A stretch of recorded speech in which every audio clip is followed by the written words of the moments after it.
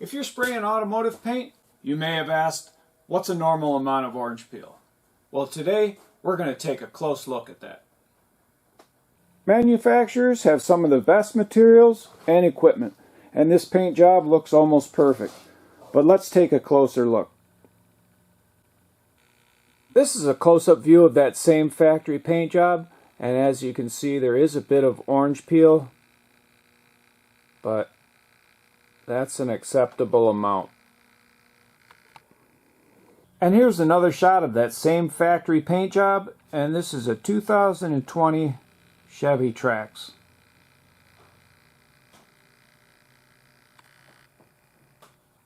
This is an example of GM white. It's 2020, and we'll get in close on that, and you can see the kind of orange peel that they feel is acceptable.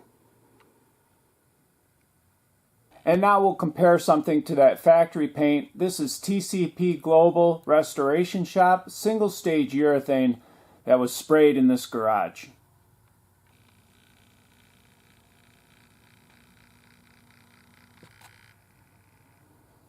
Here's a close-up shot of some charcoal, and this is a relatively new factory paint job. And if we get in real close, we can see it does have some good orange peel there, and even a little speck of dust. And finally, here's an example of some black paint, and this is GM, and it's right around 2017.